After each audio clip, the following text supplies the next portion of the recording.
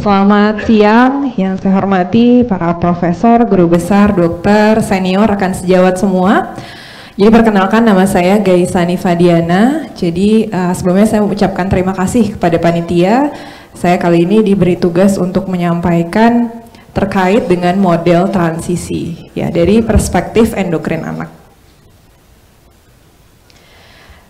Oke, mudah-mudahan terlihat di depan. Jadi sebetulnya transisi ini adalah bagaimana caranya kita memindahkan seseorang pasien dari layanan kesehatan anak ke dewasa, terutama pada kelainan-kelainan yang sifatnya kronis atau penyakit kronis. Dan ini tentu akan sangat berbeda pendekatannya. Mungkin dokter-dokter mungkin jarang berhadapan dengan pasien anak, tapi nanti saya akan sampaikan beberapa perspektif ya apa yang kita hadapi, terutama pada pasien anak dan pasien remaja.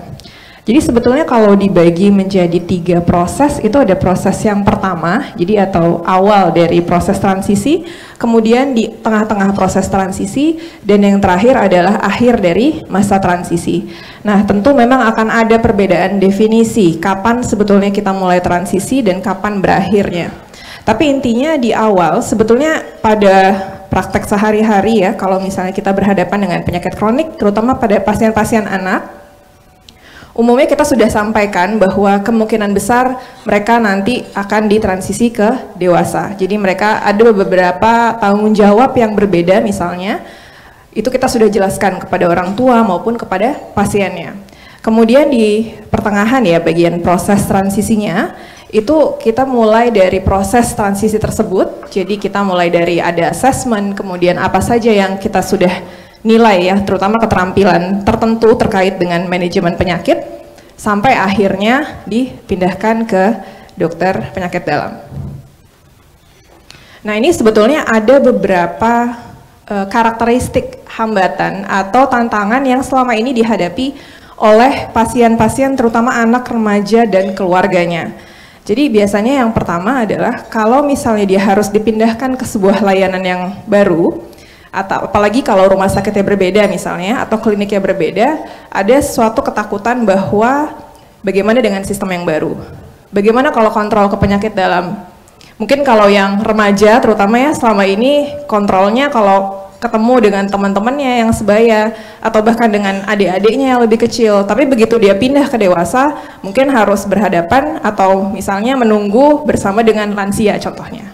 Jadi hal-hal ini ternyata membuat suatu kekhawatiran baik untuk anak maupun keluarganya. Jadi ada kekhawatiran bahwa kira-kira kalau misalnya saya pindah seperti ini tidak ya gitu ya. Jadi kadang-kadang ini yang menjadi salah satu kekhawatiran. Kemudian yang kedua karena memang tidak ada perencanaan. Jadi ini yang kita sebetulnya identifikasi terutama pada kelainan-kelainan kronik. Kalau kelainan-kelainan kronik tentu penyakitnya kompleks, obat-obatannya banyak, dan ini kadang ada masalah kalau kita tidak rencanakan dengan baik. Kemudian terkait dengan sistem. Nah, ini juga salah satu masalah. Jadi selama ini tidak ada komunikasi misalnya yang cukup baik antara misalnya dari dokter dari anak ke dewasa. Dan selama ini kalau contoh yang kami lakukan di RSCM, bila ada kasus-kasus tertentu ya, seperti kasus diabetes atau kasus tiroid, yang memang usianya sudah borderline, sekitar 17 tahun 6 bulan ya, kita biasanya akan melakukan diskusi kasus, dan itu kita akan libatkan dokter dari penyakit dalam. Nah, kemudian berikutnya yang biasanya diidentifikasi sama dokter. Nah, ini yang pertama adalah gap-nya, gap komunikasi dan konsultasi. Tentu mungkin Bapak Ibu dokter sekalian bisa memperkirakan kira-kira akan ada perbedaan, contohnya pendekatan kepada seorang pasien, pada pasien-pasien yang anak-anak, pada pasien yang remaja dan dewasa. Ya. Nah, ini mungkin kalau dilihat secara umum, kalau kita bisa bayangkan, mungkin kalau pada anak-anak selama ini kita pendekatannya ke orang tuanya, kita menjelaskan edukasi ke orang tuanya. Ya, kemudian beranjak ke usia sekolah dan usia remaja. Nah, umumnya kita mulai melibatkan anak tersebut, remaja tersebut ke dalam keputusan-keputusan yang berkaitan dengan tata laksana penyakit kesehariannya. Nah, begitu sampai dewasa, dia sudah harus dituntut untuk bisa memutuskan secara mandiri apa yang terbaik untuk dia. Nah, kadang-kadang ada gap di sini. di awal dia belum dikasih tanggung jawab yang cukup besar, baik dari keluarganya maupun dari dokternya, ya. Tapi begitu sampai di layanan kesehatan dewasa sudah dianggap mandiri, gitu ya. Nah, ini kadang muncul ada masalah. Nah, kemudian terkait dengan training, jadi memang tidak semua, belum banyak memang kita pelatihan atau misalnya diskusi ya terkait dengan transisi, tapi menurut saya isu ini penting dan saya bersyukur sebetulnya topik ini dibahas ya di pertemuan kali ini karena ini merupakan salah satu hal yang kita harus ketahui. Nah, kemudian dengan sistemnya sendiri bagaimana cara follow up-nya, nah kadang mungkin ada beberapa yang kalau sudah ditransisi kadang kita juga tidak follow up lagi bagaimana seterusnya kalau setelah dipegang dengan dokter internis. Nah, ini juga yang berikutnya adalah tadi ya terkait dengan pengetahuan yang dimiliki oleh anaknya atau remaja terkait dengan penyakitnya. Nah, kebetulan dan ada satu lagi ya terkait dengan kalau misalnya memang pasien-pasien kronik, kalau yang pasien anak-anak yang sudah berobat dari bayi, terus kemudian kenal betul dengan dokternya, remaja, kadang sudah punya keterikatan dengan dokter anaknya. Jadi begitu diminta untuk pindah ke dokter yang baru, nah itu memang butuh penyesuaian. Gitu ya. Nah, sebetulnya ada 6 elemen terkait dengan transisi ini. Pertama adalah mendiskusikan sebetulnya bagaimana program transisi. Nah, ini umum ya, harusnya sudah dilakukan di usia-usia remaja. Jadi usia sekitar 12 sampai 14 tahun. Nah, ini seperti diskusi sebetulnya antara keluarga dan dokter yang merawat. Kemudian usia 14 sampai 18 tahun itu sudah mulai kita mengedukasi apa yang harus dipersiapkan. Nanti saya akan bicara sedikit contohnya dalam kasus HAL DM tipe 1.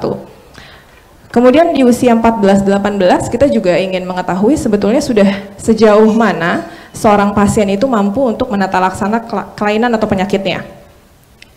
Kemudian sampai di usia 18 sampai 21 baru ini adalah proses dari transisi dan harusnya seterusnya itu akan ada follow up yang untuk mengevaluasi apakah proses transisi ini berjalan atau tidak. Nah, ini kurang lebih sebetulnya apa yang harus dilakukan baik oleh dokter spesialis anak dan dokter spesialis penyakit dalam.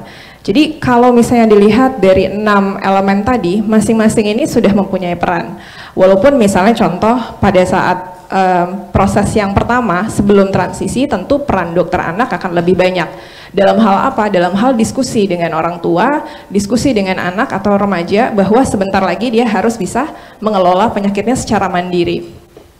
Kemudian pada saat di tengah-tengah mungkin ini yang paling penting yaitu transisinya itu sendiri. Nah, ini perlu ada kerjasama antara dokter anak dan dokter penyakit dalam. Nah, saya akan sebetulnya kasih contoh untuk yang DM tipe 1.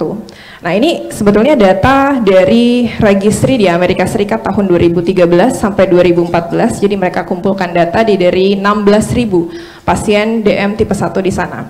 Jadi kalau kita bisa lihat Bapak Ibu dokter sekalian bahwa ternyata memang HbA1c itu umumnya meningkat pada fase-fase transisi, yaitu antara 10 sampai 20 tahun. Jadi HbA1c-nya range-nya pasti akan ada di atas 7,5 sampai 9%. Mungkin dokter-dokter yang pernah menerima kasus pasien DM tipe 1 yang baru lulus dari anak, itu pasti salah satunya HbA1c-nya biasanya tinggi. Ya, jadi sebetulnya memang secara internasional kontrol glikemik ini secara signifikan menurun pada usia-usia transisi 10 sampai 20 tahun. Kalau kita lihat di sini hanya 14% dari keseluruhan pasien DM tipe 1 yang mencapai target glikemiknya kurang dari 7,5. Jadi bisa dibayangkan yang lainnya, jadi sekitar mungkin 80 sampai 90% itu sebagian besar punya kontrol glikemik yang buruk. Pada usia berapa? Pada usia 18 sampai 25 tahun. Jadi ini sebetulnya kita berangkat dari masalah ini. Ya. Nah, ini hanya sedikit saja review bahwa kemungkinan besar yang nanti akan ketemu dengan dokter sekalian itu adalah pasien-pasien DM tipe 1 yang sudah berjalan lama, ya, jadi yang long standing type 1 diabetes. Dan ini sudah mungkin ada komplikasi, mungkin belum, ya. Nah, Terkait dengan DM tipe 1, kita akan memang kita lebih banyak DM tipe 1 yang akan ditemukan pada fase anak-anak ya, dan kemungkinan mengalami tata laksana dan komplikasi pada masa anak-anak dan remaja yang kemudian nanti akan dokter terima sebagai pasien dokter. Nah, ini hanya review sedikit saja beberapa manajemen terkait dengan DM tipe 1, tapi yang mau saya highlight sebetulnya adalah salah satunya terkait dengan aspek nutrisi. Jadi kalau misalnya pada fase remaja, memang kita salah satu yang kita ajarkan kepada pasien adalah bagaimana caranya menghitung karbohidrat counting. Ya, sebenarnya teori ini sudah diajarkan sejak awal diagnosis. Dengan harapan apa? Dengan pada saat dia dewasa, dia mampu menghitung sendiri, misalnya memperkirakan kira-kira yang mau dimakan apa, dia bisa menyesuaikan dosis insulinnya. Gitu. Jadi sebetulnya dosis insulin pada DM tipe 1 tidak strict atau tidak tetap, tapi justru memang akan bervariasi berdasarkan apa yang dimakan. Nah, saat ini target terkait dengan HbA1c itu tidak hanya berdasarkan HbA1c saja, target diabetes ya untuk monitoring. Yang kita lakukan sebetulnya sekarang berdasarkan guidelines yang terbaru tahun 2022, kita menggunakan sebetulnya target gula darah. Jadi kalau gula darah, kalau misalnya kita, mungkin ada beberapa dokter yang sudah pengalaman pasiennya menggunakan CGM, jadi targetnya itu adalah 70% atau lebih, itu harus berada di rata-rata 70 sampai 180. Jadi saat ini memang betul HbA1c menjadi target utama, ya maksudnya cara kita monitoring, kontrol glikemik, tapi sekarang sudah lebih bergeser, sudah lebih detail ke kadar gula darahnya, rentangnya. Jadi yang target yang diharapkan adalah 70 sampai 180, itu persentasenya itu lebih dari 70%.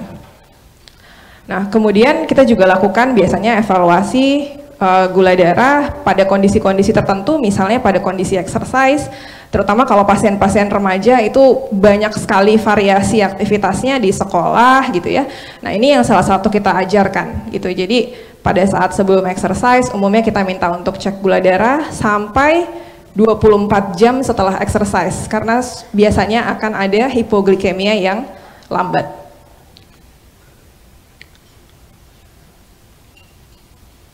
Next. Ya, next lagi. Oke, jadi sebetulnya saya ingin highlight sedikit terkait dengan masa remaja, karena ini sebetulnya yang paling penting.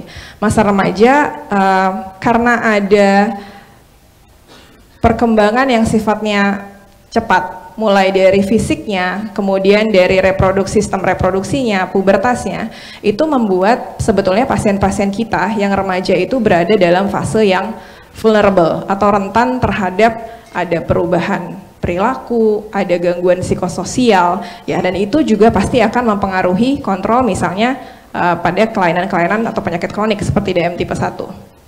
Nah, di sini kalau kita lihat tadi berangkat pada grafik yang di awal, kenapa kira-kira 10 sampai 20 tahun ini banyak sekali gangguan kontrol metaboliknya. Nah, salah satu yang berperan adalah sebetulnya karena pada kondisi DM tipe 1, pubertas itu merupakan salah satu akselerator. Jadi makanya kenapa salah satu periode yang kita sering temukan DM tipe 1 itu umumnya pada masa yang mendekati masa pubertas. Kemudian pada fase remaja itu terjadi yang namanya pubertal insulin resistance. Jadi karena ada peningkatan growth hormone dan IGF-1 selama masa pubertas, dan ini akan menyebabkan sedikit ada insulin resistant yang sifatnya relatif, dan pola ini ditemukan juga spesifik pada anak DM tipe 1. Jadi ini penelitian yang sudah agak lama, sebetulnya 1990 ya, kalau dilihat di sini bahwa ternyata amplitudo growth hormone pada anak-anak yang diabetes, terutama diabetes tipe 1 itu cenderung lebih tinggi dibandingkan dengan pada anak-anak yang non diabetes, dan ini juga akan meningkatkan resiko terjadinya ketoasidosis diabetikum. Jadi mungkin kalau dokter-dokter pernah dengar ada beberapa remaja yang sering kali mengalami DKA atau KAD berulang, salah satu resikonya karena ini. Nah, kemudian yang khas berikutnya adalah psikososial. Jadi kalau misalnya kita mungkin pernah dengar terkait dengan kelainan depresi ya atau ansietas, nah sebelum itu terjadi umumnya akan mengalami hal seperti ini. Jadi ada yang istilahnya diabetes distress, diabetes burnout. Jadi diabetes distress itu bukan suatu kelainan psikiatri, belum, tapi sudah menuju. Jadi misalnya dengan dia mengeluh bosan, gitu ya, harus menyuntik terus-menerus, mengecek gula darah terus-menerus. Nah ini sudah merupakan suatu diabetes distress dan biasanya ini yang kita berusaha untuk identifikasi pada fase remaja. Kemudian berikutnya adalah burnout, gitu ya. Jadi ini juga berlaku sebetulnya dengan penyakit-penyakit lain, penyakit kronik. Misalnya pasien-pasien dengan CKD, ya, yang perlu misalnya hemodialisis setiap minggu, gitu ya, atau pasien-pasien yang misalnya talasemi yang perlu transfusi, pasti akan muncul distress yang berkaitan dengan penyakitnya dan burnout yang terkait dengan penyakitnya. Nah ini memang tugas kita sebetulnya pada saat kalau untuk dokter anak mungkin pada fase remaja ini akan sangat-sangat berpengaruh, baik untuk keluaran penyakitnya dan juga kualitas hidupnya.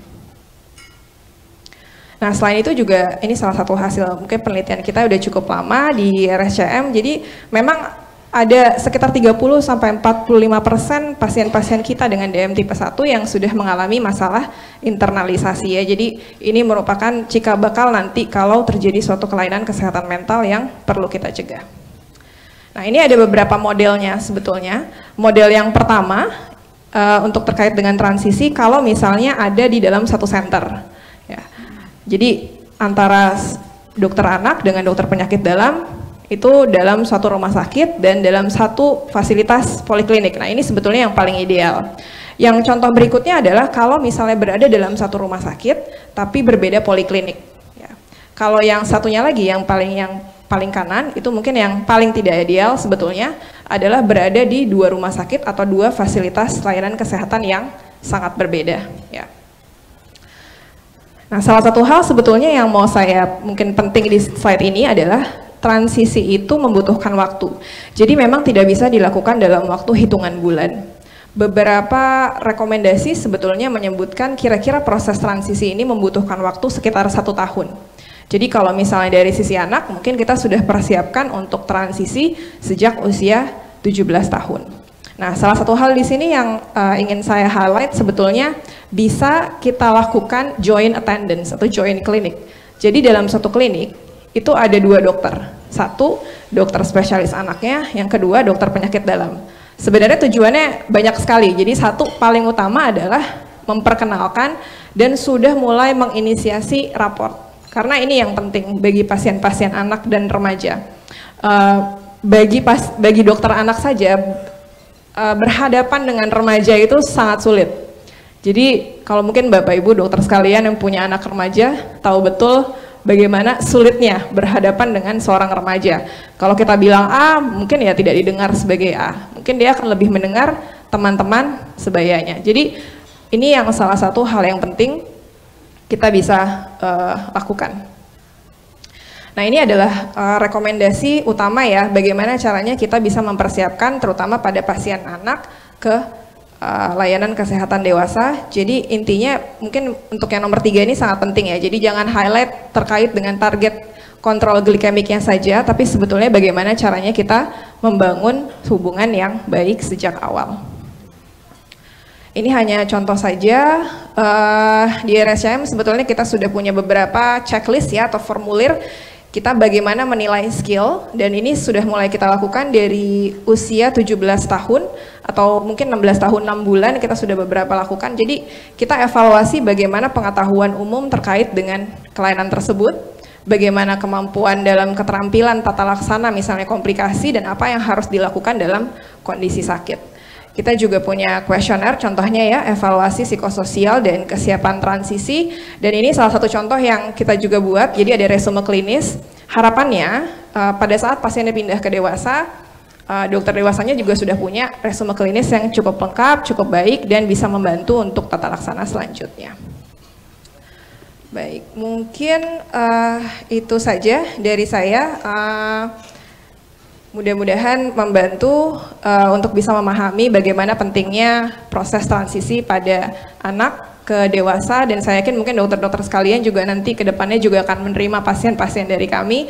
Mudah-mudahan secara kedepannya tata laksana terutama pada pasien-pasien kronik bisa berjalan dengan baik. Terima kasih, mohon maaf jika ada salah kata. Assalamualaikum warahmatullahi wabarakatuh. Sebelumnya selamat siang Profesor, Senior dan teman-teman sekalian, dan terima kasih banyak untuk panitia JEM yang sudah mengundang saya untuk hadir di sini dan saya diberi tugas untuk topik ini. Sebenarnya buat saya topiknya ini agak berat nih, karena memang kita nggak punya contoh model klinik transisi di Indonesia saat ini, belum ada. Tetapi memang saat ini Kemenkes sedang menggalakkan mengenai layanan DM, dan sebenarnya ini klinik transisi ini merupakan salah satu hal yang harus dikerjakan di rumah sakit sebagai bagian dari pelayanan diabetes mellitus di Indonesia. Baik.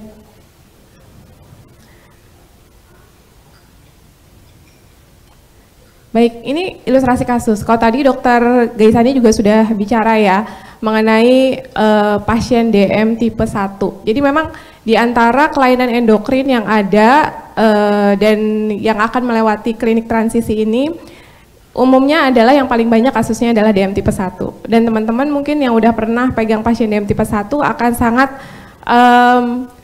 sudah merasakan gitu ya, gimana kita tuh sulit gitu dapat pasien-pasien DM tipe 1 yang memang tipenya berbeda dengan pasien-pasien DM tipe 2 yang sudah lebih dewasa. Jadi ini kasusnya adalah perempuan 18 tahun ya, masih remaja. Waktu itu memang datang ke penyakit dalam diantar sama ibunya. Ya, kenapa dia ke penyakit dalam? Karena memang udah 18 tahun gitu. Jadi udah nggak boleh di anak lagi, dia harus pindah ke dewasa. Nah, pasien ini terdiagnosis DM usia 7 tahun ya, dan saat ini dengan terapi Glargine 18 unit malam dan Lispro 3x22 unit. Ya, sebenarnya ya memang dosisnya agak besar. Kemudian pasiennya sih bisa menyuntik sendiri. Pasiennya sebenarnya kuliah, dan kuliahnya itu sebenarnya dia kuliah di keperawatan. Ya, jadi sebenarnya ini calon tenaga kesehatan juga ya. Kemudian tapi pada anamnesis dia ternyata memang pasiennya bilang dia masih suka makan yang manis. Dan ini wajar banget kita ketemu sama remaja-remaja, anak-anak kuliahan, anak-anak kuliahan ya, atau anak-anak yang baru kerja gitu. Kita bisa bayangin bahwa memang hidup mereka tuh bersama teman-temannya. Jadi rasanya nggak mungkin teman-temannya pada makan gitu ya. Dan makanan sekarang kan manis-manis ya, entah boba-boba gitu ya, kayak jelly-jelly, kemudian segala dessert yang enak, belum kopi-kopi gitu ya. Itu kan hal-hal yang sangat menggiurkan untuk anak-anak seumuran mereka, dan rasanya kalau misalnya mereka nggak ikutan juga mereka akan tersiksa banget hidupnya. Jadi dia masih suka makan yang manis-manis, dan kalau kita tanya screening komplikasi, dia pernah dikonsul ke mata tahun 2020 dan hasilnya waktu itu normal. HbA1c di Juni 2021 itu 9,6% ya, tinggi. Tadi seperti dikatakan sama Dokter Gaisani, memang target HbA1c ini agak susah dicapai untuk pasien-pasien remaja ini. Pada PF ada lipodistrofi, dan ini adalah sebenarnya dia cukup rajin ya untuk periksa gula darah di rumah, dan kita lihat gula darahnya ini benar-benar range-nya luas banget gitu ya. Jadi ada yang terkontrol, ada yang nggak terkontrol, dan nggak terkontrolnya itu bisa nggak terkontrol banget. Dan biasanya kalau misalnya yang premil siang ini ya biasanya karena memang dia snackingnya biasanya yang cukup berkalori gitu. Kemudian kita ulang lagi lab evaluasi awal, LDL-nya agak tinggi 143, tapi nggak ada albuminuri waktu itu ya. Di tempat saya waktu itu belum ada ACR. Tapi pada saat kita ulang lagi HbA1c-nya 9,8, jadi agak lebih tinggi. Kemudian akhirnya kita follow up kan, pasiennya kontrol terus ke penyakit dalam, dan kita coba evaluasi screening komplikasi lagi. Dan waktu itu alhamdulillah di mata juga masih belum ada retinopati, nggak ada makula, edema makula ya. Kemudian pasiennya dianjurkan untuk kontrol setahun lagi untuk ke mata, tetapi untuk ke penyakit dalam harusnya dia kontrol setiap bulan. Tetapi lagi-lagi karena ini pasiennya masih kuliah dan sibuk, dia akhirnya nggak bisa kontrol tiap bulan. Kadang-kadang datang 2 bulan, kadang-kadang datang 4 bulan gitu ya. Kemudian obat dia coba beli sendiri, dan pernah ada fase dia nggak datang 4 bulan, ternyata dia ada fase dirawat, dan waktu itu dia KAD. Nggak jelas penyebabnya apa. Kalau menurut pasiennya sih masih suntik gitu ya, masih rajin suntik, tapi pasiennya KAD. Dan ini HbA1c-nya sampai terakhir sempat 11,5 gitu. Di PGDM terakhir dia cukup baik, lebih baik dari yang sebelumnya, tapi saya juga belum evaluasi lagi HbA1c-nya gimana. Dan kalau dari cerita makannya masih belum terkontrol, akhirnya saya rencanakan untuk ketemu lagi sama ahli gizi untuk berdiskusi masalah dietnya. Jadi teman-teman, sebenarnya penyakit endokrin metabolik pada anak dan remaja ini banyak banget. DM tipe 1 adalah salah satu yang paling banyak, tapi sebenarnya endokrin lain tuh banyak banget gitu. Dan yang rare disease juga banyak ya, yang jarang, yang mungkin kita juga belum ketemu sampai sekarang. Kemudian tapi memang datanya setiap tahun sekitar 500.000 remaja di Amerika Serikat itu dengan penyakit kronik itu masuk ke usia 18 tahun dan memerlukan transfer ke layanan subspesialistik yang dewasa. Nah, tadi sudah sampaikan bahwa perpindahan ini dari poli anak ke poli dewasa ini adalah tantangan yang besar karena dari penelitian didapatkan bahwa loss to follow up-nya juga cukup tinggi, bisa mencapai 50%. Ya, bahkan ada satu penelitian yang memang dia penelitiannya tentang pasien congenital adrenal hiperplasia, ini juga loss to follow up-nya 50%. Dan ini sangat berkorelasi dengan outcome yang buruk gitu. Kemudian pasiennya jadi sering hospitalisasi, bahkan perlu perawatan intensif gitu ya.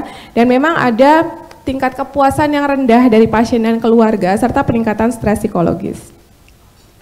Jadi tadi juga sudah disampaikan bahwa remaja ini kan ada perubahan baik dari sisi fisik, psikologi gitu ya, kemudian sosial, sehingga pasien-pasien remaja yang harus dialih rawatkan ke penyakit dalam atau ke dewasa ini memang membutuhkan layanan transisi.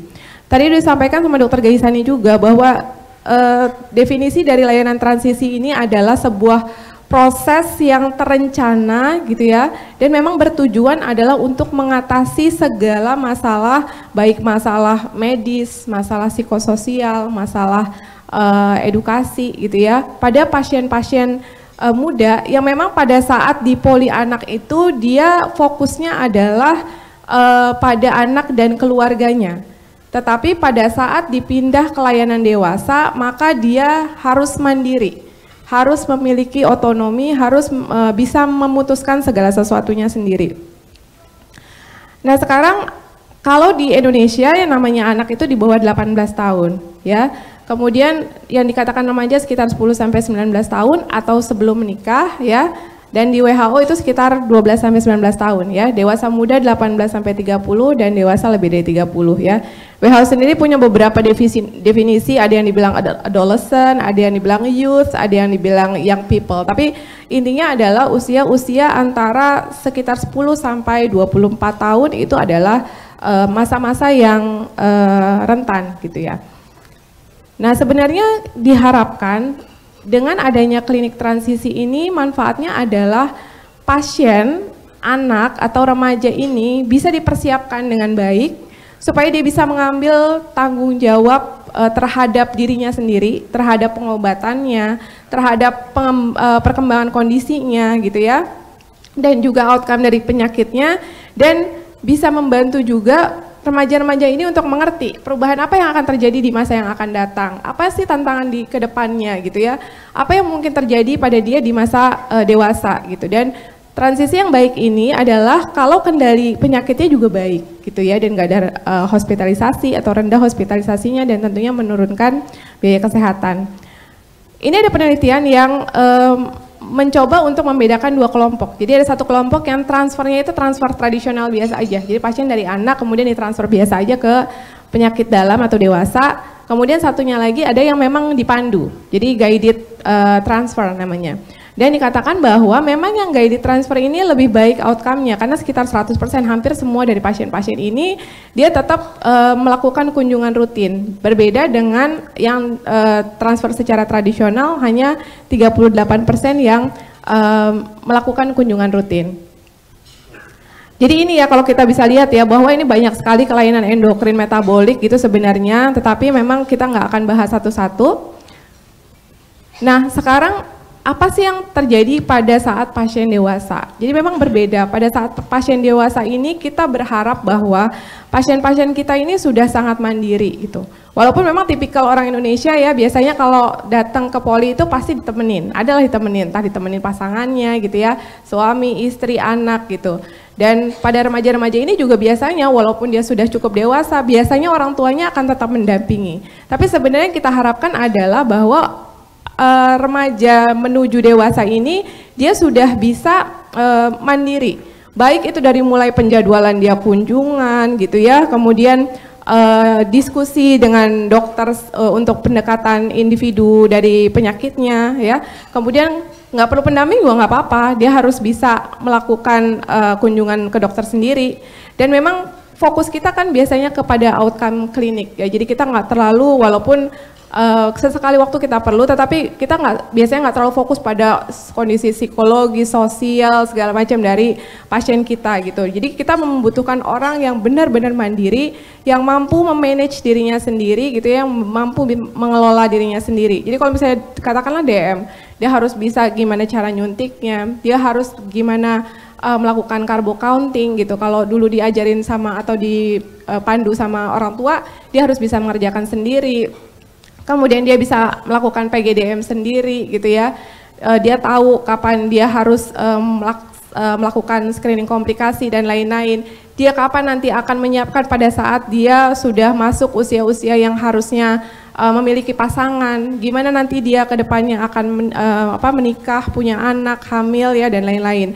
Maka hal-hal ini harus dipersiapkan dari anak gitu. Jadi dan ada beberapa kasus misalnya kayak obat-obatan yang harus di-adjust pada saat kondisi stres tertentu gitu ya, misalnya pasien insuf adrenal dan lain-lain, itu juga pasien harus tahu gitu kapan dia melakukan hal-hal tersebut. Sehingga memang kerjasama antara endokrin anak dan endokrin dewasa ini dibutuhkan sekali pada saat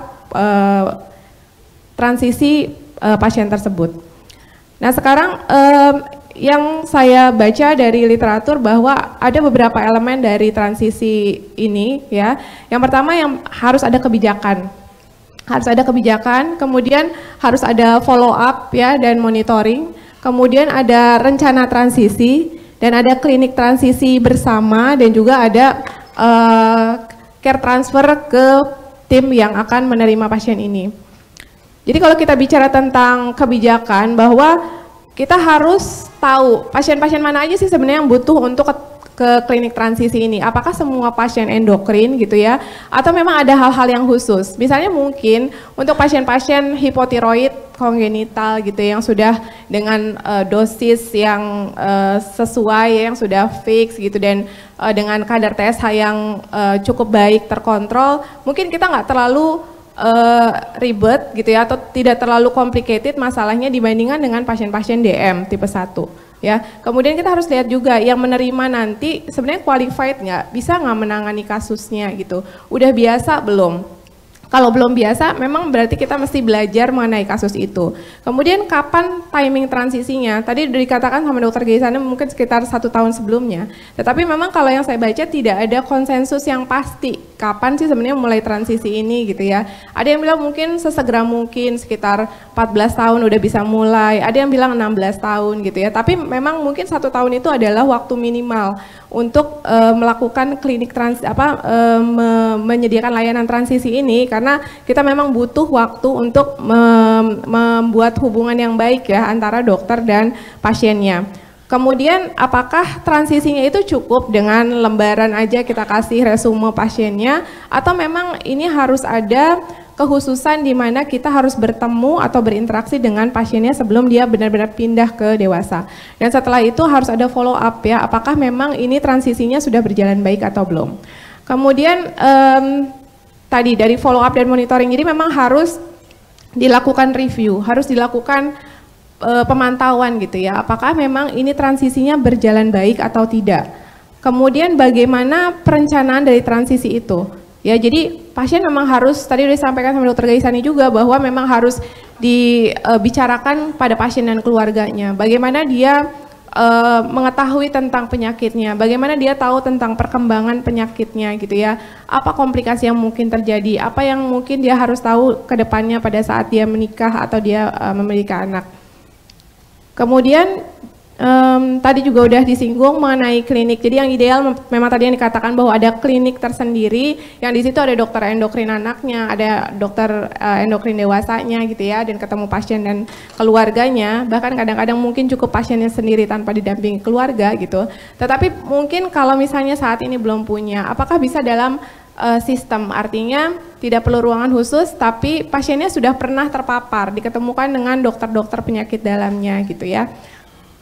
Dan yang terakhir adalah care transfer to receiving team. Jadi yang krusial adalah pada saat memang akhirnya dia betul-betul dipindah ke klinik yang dewasa. Jadi dia sudah tidak terpapar lagi dengan poliklinik anak gitu ya, tapi udah full di klinik dewasa. Dan ini juga hal yang penting karena ketemu dengan lingkungan baru, dokter baru, ya suasana baru itu buat remaja juga nggak mudah. Jadi kalau kita bisa lihat di sini, kira-kira pada saat remaja ya kita bisa lihat bahwa apa sih sebenarnya yang perlu diberikan kepada pasien. Ya untuk yang remaja awal mungkin yang penting tahu penyakitnya, efek sampingnya apa, obat-obatan yang dia punya apa gitu ya. Tapi pada saat dia sudah lebih dewasa, dia udah harus lebih tahu gitu gimana caranya dia mengelola dirinya sendiri, gimana caranya dia bikin appointment ke dokter penyakit dalam gitu ya. Dan pada saat sudah lebih dewasa di atas 21 tahun di mana tadi pasien mungkin sudah punya calon pasangan atau nanti sudah berencana untuk memiliki anak, ini juga akan membutuhkan hal-hal khusus karena pasien harus tahu resiko dan pemantauan yang baik selama pasien hamil. Jadi ini sebenarnya timnya multidisiplin, ada dokter, psikolog gitu ya, terapis, dan sebenarnya butuh teknologi yang baik karena butuh registry juga biasanya dan data-data dari pasien-pasien kita agar pemantauannya bisa lebih baik. Nah, tadi yang udah disampaikan juga sama Dr. Gaisani, ada beberapa contoh tools sebenarnya yang memudahkan kita untuk bisa mentransfer pada masa transisi ini. Jadi misalnya adalah ini ya, jadi memang ada tools ya, jadi ada list gitu ya, kira-kira pasien ini udah bisa apa aja gitu, dan setiap pasien itu atau setiap kasus itu bisa berbeda. Jadi list antara untuk pasien DM misalnya dengan pasien yang insuf adrenal itu pasti akan berbeda gitu ya, tetapi secara umum biasanya sama dalam artian bahwa mengenai penyakitnya dia tahu, nama penyakitnya dia tahu, obat yang dia pakai apa dia tahu gitu ya, dosisnya berapa gitu, bagaimana adjustmentnya dan lain-lain dia tahu, dan itu nanti akan dievaluasi pada list tersebut. Ya, jadi kalau ini yang tadi ya untuk kelainan-kelainan diabetes insipidus, thyroid dan segala macam endokrin yang lain ya. Kemudian ini juga ada bahkan tools mengenai bagaimana sih kecemasan dia gitu ya terhadap waktu transisi ini, dan ini juga ada toolsnya, bahkan ada tools mengenai kesiapan pasien. Ini juga summary juga penting ya, karena kita perlu sekali tahu perjalanan penyakit pasien dari awal, lab-lab yang sebelumnya gimana, kemudian diagnostiknya apa, sudah dilakukan pemeriksaan apa aja, komplikasinya apa dan lain-lain. Serta ini tadi ya, kesiapan pasien untuk pindah ke polidewasa. Sedangkan tantangannya ini memang masalah keengganan pasien untuk berganti dokter gitu ya, dan kekhawatiran keluarga bahwa nanti dokternya nggak seenak yang dulu, atau timnya atau perawatnya nggak seenak waktu pas lagi di anak ya. Dan memang masalah lainnya adalah belum ada kebijakan di kita mengenai transisi ini karena ini terkait dengan asuransi gitu. Jadi kalau BPJS nggak akan mau dong BPJS bayar pasien yang anak gitu ketemu sama orang dewasa gitu. Nah ini juga hal-hal yang harus mungkin kita diskusikan ke depannya untuk bisa menyiasati supaya bisa terbentuk klinik transisi ini. Kira-kira itu saja yang bisa sampaikan. Jadi kesimpulannya adalah transisi ini ada beberapa perubahan baik fisik, psikologis dan sosial. Kemudian dengan peningkatan survival juga pasien-pasien yang akan beranjak ke dewasa itu akan makin banyak, dan diperlukan layanan transisi agar pasien bisa mempersiapkan dirinya untuk lebih mandiri dan bisa melakukan self management dengan baik. Kira-kira terima kasih, itu saja yang bisa saya sampaikan. Assalamualaikum warahmatullahi wabarakatuh.